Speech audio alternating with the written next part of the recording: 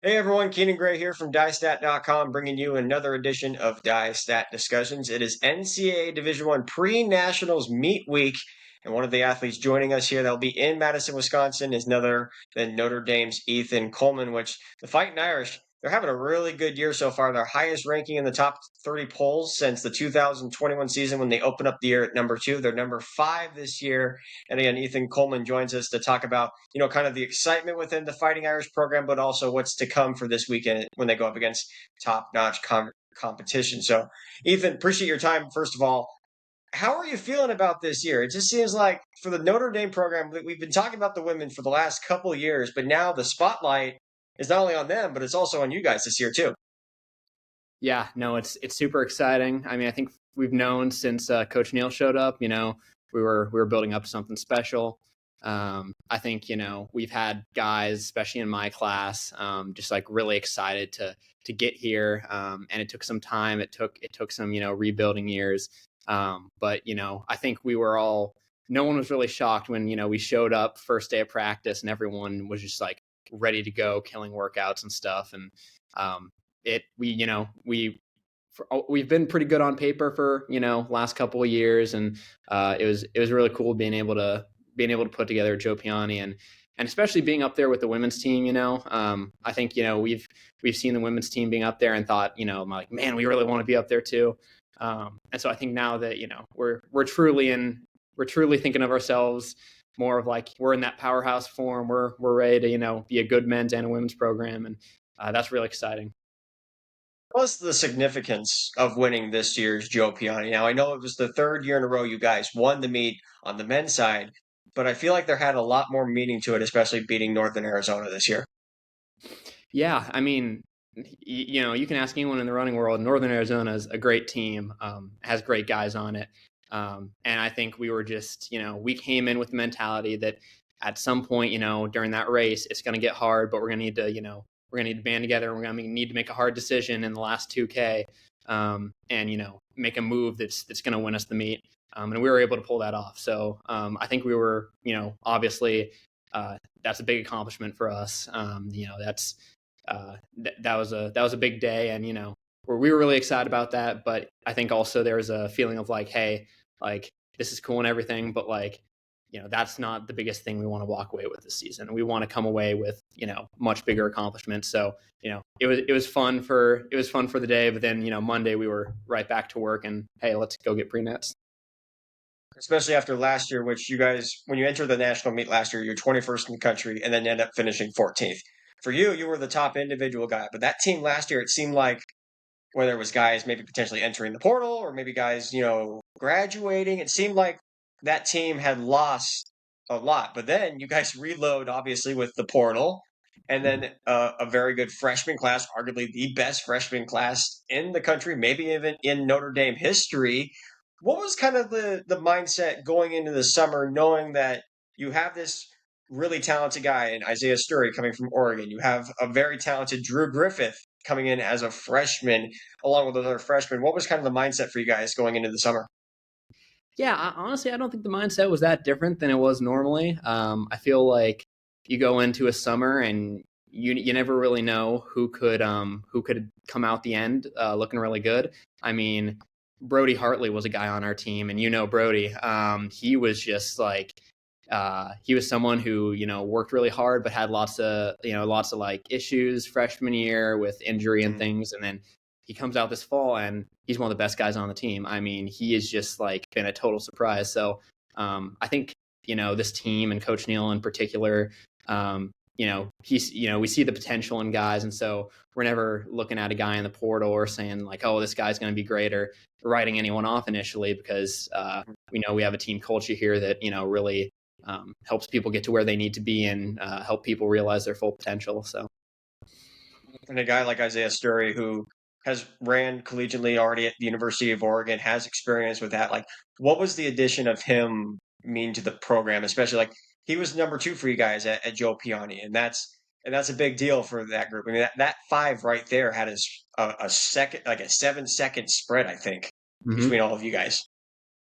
Yeah, I mean, no, the bringing Isaiah back in the mix was absolutely huge. I mean, I think for my class especially, that was a big homecoming, and Joe Piane too, kind of like having us all back racing, at one time. It was a really big deal, and I mean, for my class in particular, like myself, Isaiah, Dalen, CJ, all being part of that top seven that got to bring home the win. I mean, it was really a special moment, and I think you have these moments throughout your career where you're like man, like this is a moment where the hard work really paid off, where like sticking it out, like sticking with the program, trusting the process. I mean, this is one of those moments where, man, like that really felt like that felt like it. I've been thinking like it's supposed to have felt for a long time.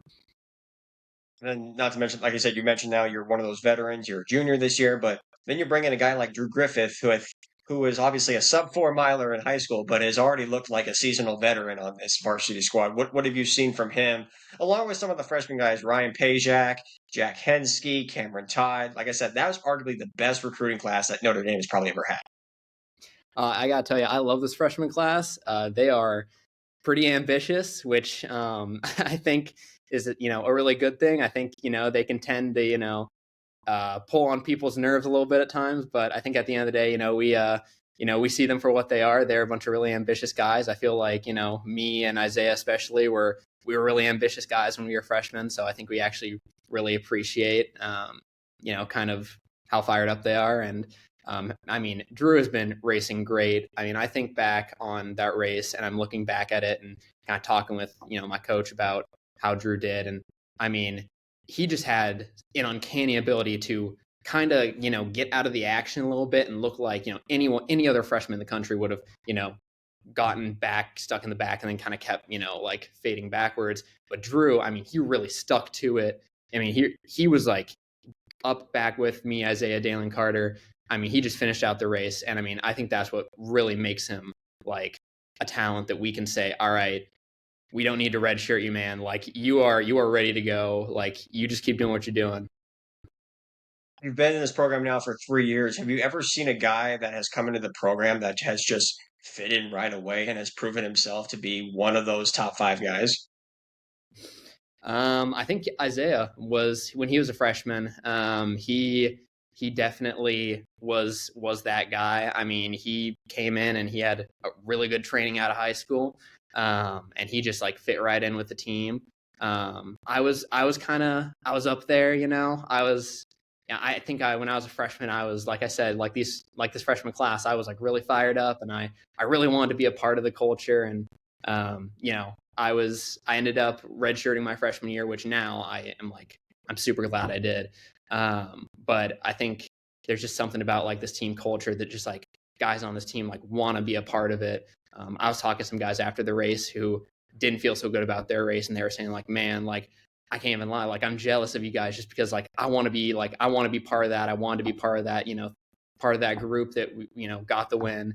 And so I think there's always going to be guys that are like just creeping near that top five that always are like gonna just almost be part of it because they just want to be a part of it so bad. And I think that's what makes our team so great.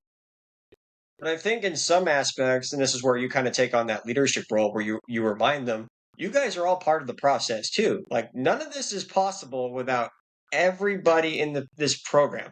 Is that something that's discussed on a daily basis with you guys?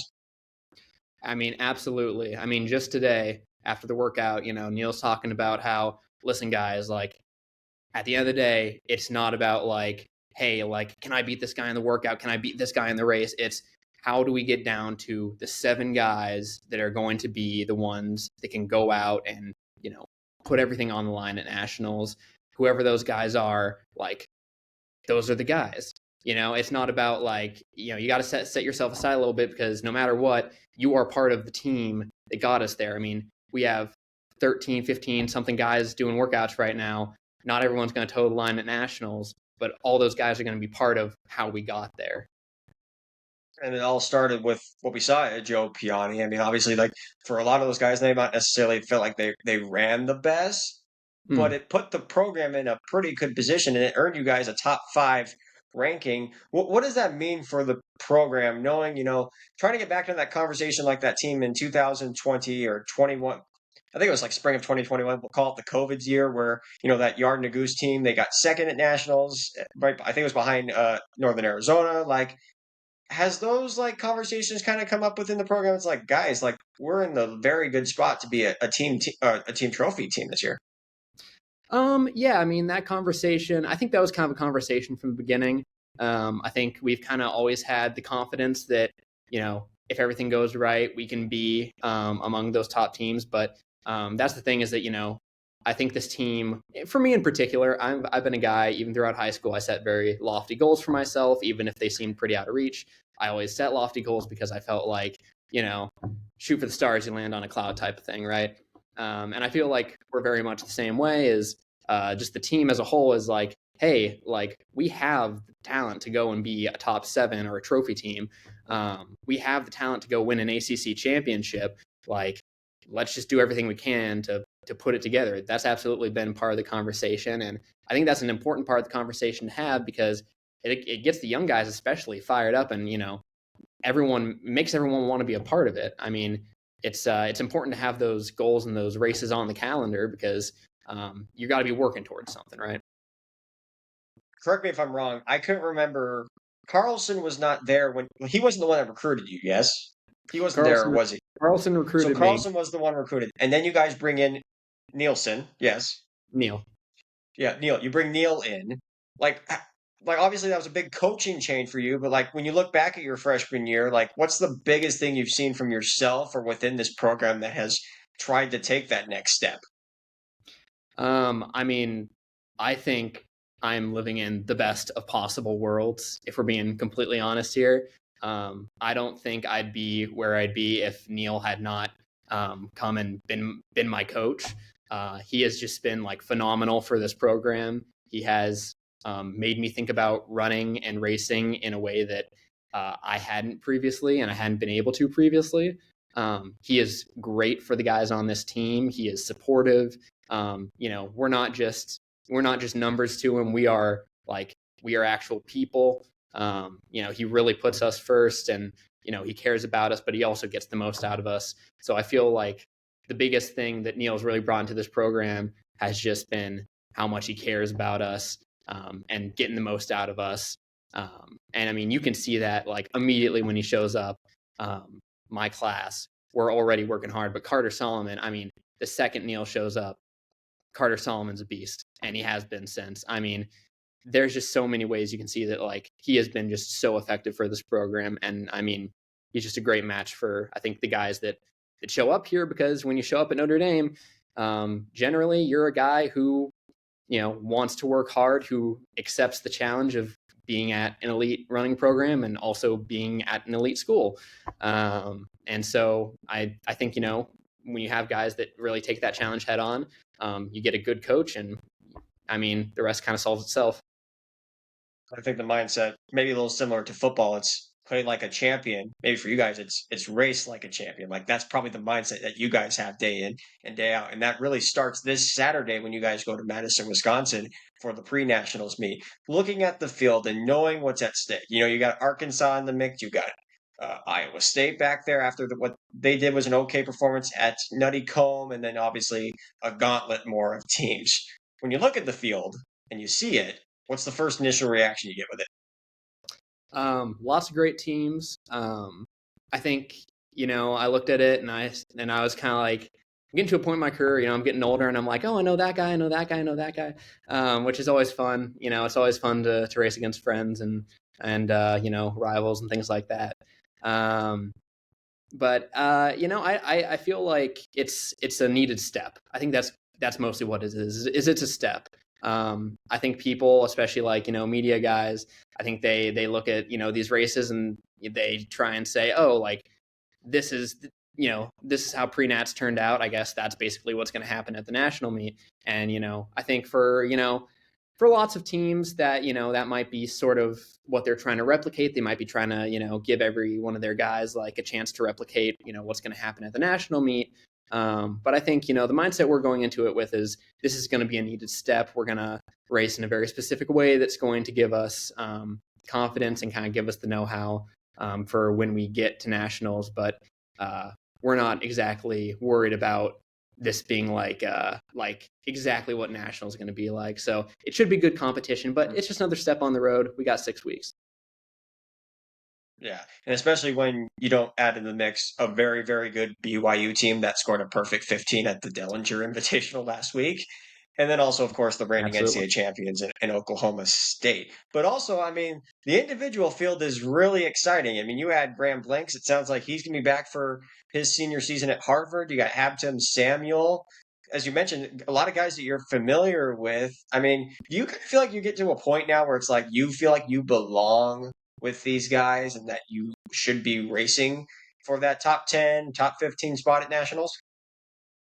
Yeah, no, I definitely in my head I kind of think like, yeah, I'm getting there. I still have a lot of respect for guys that, consistently go out and do that, but I kind of, as I train and as I get older and I get more confident in my racing, I think, it all kind of stays the same as in high school. It's like, man, I really want to be up with these guys. And you get to college and, you get your butt kicked a little bit because everyone's just bigger and faster and the races are bigger and faster.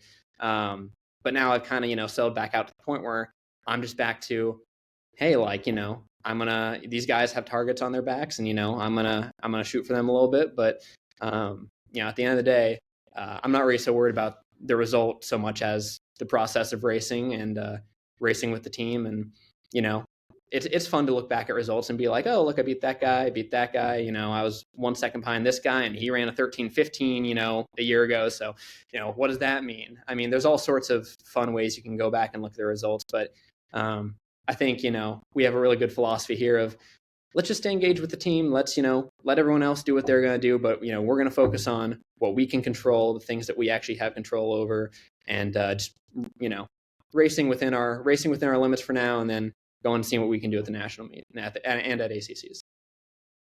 Well, you're one of the very few people that can say they've won a conference title in their freshman season, which, again, that was a weird situation. Or I think, no, sorry, you got second. What did you get? I was second. You got second. Sorry. In some circumstances, see, you'd think I remember this, especially since I've covered you since you were in high school. Needless to say, though, it was a weird circumstance that you still got second. Either way, though, you had that target on your back, and it's like, oh wow, this freshman getting second at ACCs with like Parker Wolf and this gauntlet of a conference. Like, who is this Ethan Coleman guy? Like, it just happens, and then you, like you said, talk about having that target on your back. But this is a great opportunity for you guys to really show the country that, like, could we beat Iowa State? Could we beat Arkansas? Can we sustain our top 5 spot? So for you guys going to the Thomas Zimmer Championship Course, like, for you, have you been on this course? Has anybody been on this course before? Do you know what to expect? Oh yeah. No, we are fans of the Wisconsin course. We ran Nutty Comb last year. The regional meet for Great Lakes last year was at this course.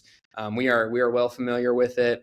I don't think that's going to stop some of our guys from underestimating it a little. I think we were really talking about that as, listen, like, we're going to go out and it's going to be hard. I mean, we came off of our course is very fast. 5 guys broke 23 minutes, and it's great that we were able to beat Northern Arizona on that course and run a fast time. But I mean, this course, it's no joke. I mean, it's hilly, it's muddy. Hopefully, not as much so. Last year, obviously, was a lot different. I think I slipped down that one hill like 3 different times on that I can course. attest that this week it'll be 73 degrees on race day. That's right. Yeah, it's going to be beautiful. It's going to be perfect for racing. But I still think, it's going to be hard. But, for every guy that underestimates, for every guy on our team that, might underestimate the course a little, there's going to be 10 more guys that absolutely underestimate the course. And I think we're just about there. We're just about to the mindset where we're ready to go out and do something hard. But again, just as that next step. Was last year the first time you ever raced on the course? Yes, last year. Last year's Nutty Comb, about this time of the year, was my first time racing on the course. So was that a kind of a culture shock to you to kind of get a little bit of a feel of the course, or was it as expected as you thought it would be, other than the rain, of course? Oh no, it was definitely something else. I mean, I feel like I raced like the Bradley Invitational my freshman year as a red shirt, and that was definitely like, okay, that's a little more like what a cross country course is. But I mean, this Nuttycombe course, it just delves you into, this is championship racing. This is what it's going to look like. It is going to be, hundreds of people. And if you do not get out, like, it's like, it is like NXR on steroids, right? Like, it is just, if you don't get out, you are going to be in 150th. If you are not out in, a 60-second 400, you will be stuck way back in the back, and you're going to have a really hard time getting up front. It is truly a testament to cross country racing, but that's why I like the course too. It is, I really love cross country, and I love all the little facets about it, including the hard courses with all the hills and the mud. So I think it's a great course, and I'm really happy that Nationals is there this year. With that being said, what's kind of the message you're sending to guys like Drew Griffith or guys that are making their first time racing on this course? Is like, don't panic, everything's gonna be fine. Just go do your thing out there. Yeah, just same thing I tell myself every time I race, actually, which is just stay excited. Remember why you do it. You love this, so just go out, have fun with it, and you're going to need to make a hard decision at some point. You're going to get in there, and at some point, it's going to start to hurt, and you're going to need to decide, whether you're going to have a B+ day or a C- day, and those are the kind of decisions that I think get easier as you kind of become more of a veteran. But I think the best thing you can tell someone who's brand new to it is just go have fun with it. You love doing this, so just go have fun with it. Sure. It's crazy to think that you graduated high school, what's 3 years ago now? Uh, 2 years. This is my third year, so Yeah. a little over 2 years ago. Yeah, a little over 2 years ago. And for those that don't know, this man single-handedly helped the state of Washington in trying to elevate the sport as far as distance wise. And I know he doesn't want to admit it, but I know as a Washingtonian, I am appreciative of what he did for our state. You look back at that time where, COVID just kind of took over everything. What's the biggest thing you've seen from yourself that you've grown as far as like just as a person or as a runner? I mean, like again, as I tell people over and over again, Ethan Coleman put a light back in the state of Washington for what he was able to do from a distance running perspective. Yeah, I was talking with my mom about this like the other week. She brought back that like the Olympia 3200. Mhm. And she was like, when I think about you as a runner, I think of someone who just has like so much fun racing. And that Olympia 3200, I remember my coach, he'll still, give me crap about it. He still like says like, you were smiling and talking to Jamar DeSteele like coming around the second lap, like you were like, what were you doing? Like you were just having so much fun with it. And I ended up racing really well there. So I think like the one thing that it gets really hard to maintain, just you get so bogged down with like just harder training, more mileage. It gets really, it can be really tough to maintain that mental state of remembering why you do it. But I feel like this year especially, I've done a really good job of remembering like, hey, like I love doing this. I have a lot of fun doing it, just like the Olympia 3200. Like it doesn't matter if it's hard or if it's going to be a fast race. Like you just enjoy doing it, so you just go in with a positive attitude, and honestly, it makes a huge difference. Really does. And, obviously the Irish have shown that they've grown the last couple of years and have proven to be one of those programs to really keep an eye out for, and also trying to fill the void of what the football team has been doing this year. They're trying to make sure that you guys are on the success train and try to help them out a little bit to show them that Notre Dame is still an athletic school. So, Ethan, really appreciate your time, dude. Wish you nothing but the best this weekend. The Wisconsin NCAA Division I Pre-Nationals is this Saturday, and you can catch that on runnerspace.com. And Big Ten Plus coverage will start at 9:45 a.m. Central Time. Ethan, always a pleasure chatting with you. Best of luck this Saturday. Thanks, Keenan.